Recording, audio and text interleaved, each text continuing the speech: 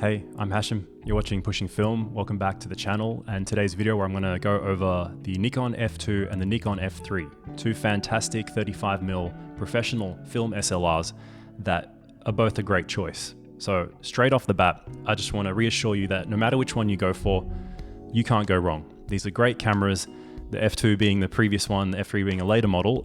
They're very popular, but they're both great options. It's almost like going for the 68 Mustang muscle car type of thing with the F2, and then the more refined electronic option Lamborghini Countach or Ferrari F something from the 80s with the F3.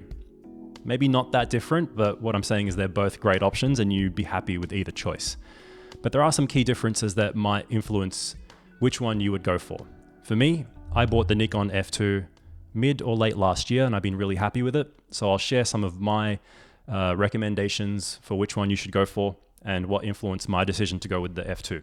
So F2 obviously was an earlier camera, and the biggest difference is that it's a mechanical camera, a completely mechanical camera that doesn't rely on a battery for the shutter to operate. To use the shutter at all the different speeds, you don't need a battery. The only use of a battery in the F2 is to run the meter if you have a metered prism. So with these F series cameras, with the F1, 2, 3, you can change the prism to have different versions of the camera, so to speak. So it's kind of a modular system. So that's what separates it from the other F cameras. So if you know me, I've been using a Nikon FE for years, for probably 8-9 years.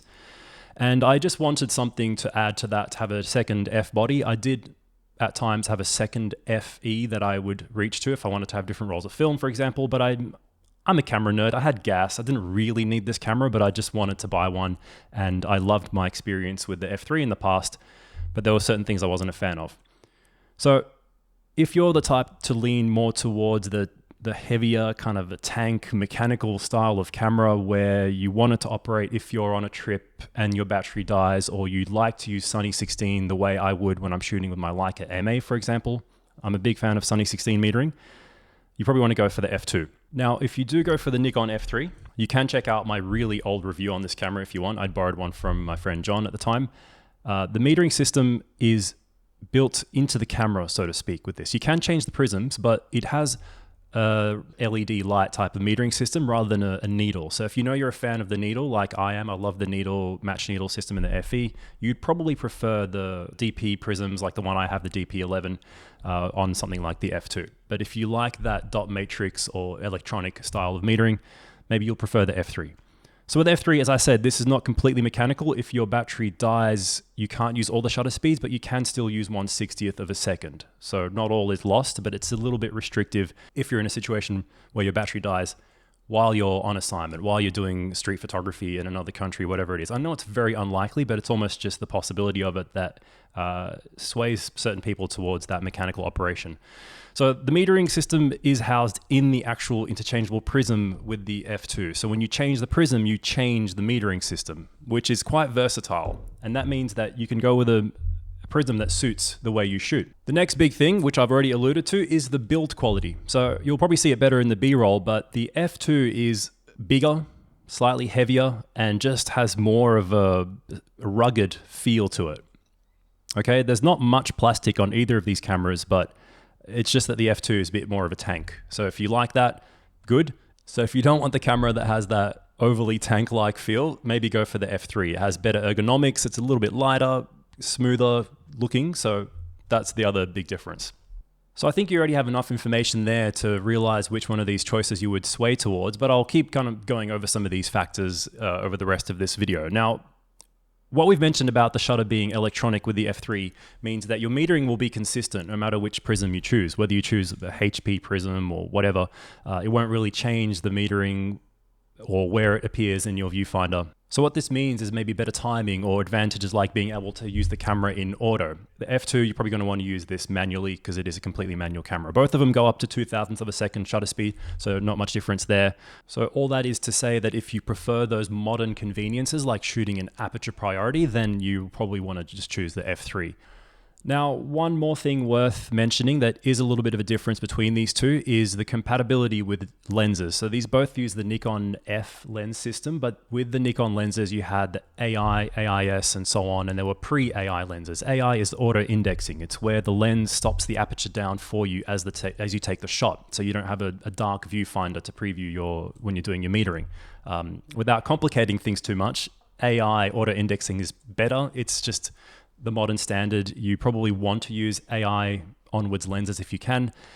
So with the F3, it has better compatibility with more lenses, whereas with the F2, you might be restricted with your lens choice depending on the prism you choose. However, you can overcome that by choosing a certain prism. So that means to use auto-indexing lenses, you need to get compatible prism. I won't list them all here. It's something you probably want to research yourself.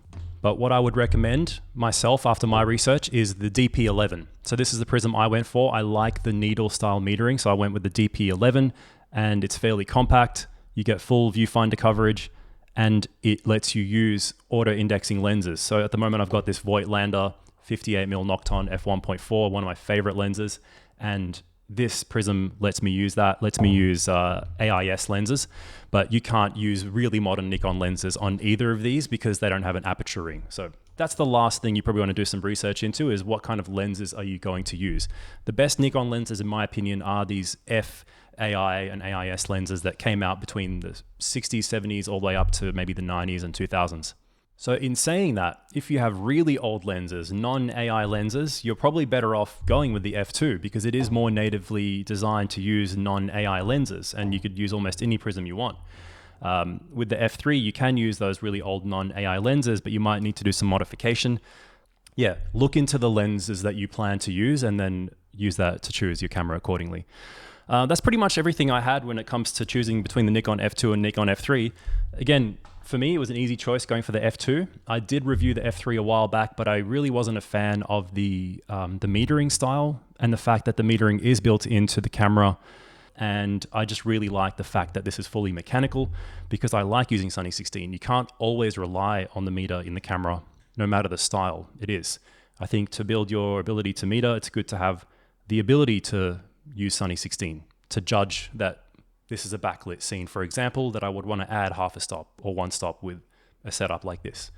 So yeah, if you have any other questions, ask me in the comments. I didn't want to plan this video out too much. And maybe you're someone that has both. That would be the best of both worlds. But if you have one of these cameras, let me know which one you have, why you chose the Nikon F2 or the Nikon F3. So yeah, stay tuned for some new videos on the channel as we enter into 2025. I've got a vlog that I'm working on from a trip to Perth late last year. I am also doing a video on the Kex KF01 flash. This is a compact little battery operated flash that I'll be bringing a video onto the channel in the coming months. So subscribe for more, leave a comment. I'll see you next time.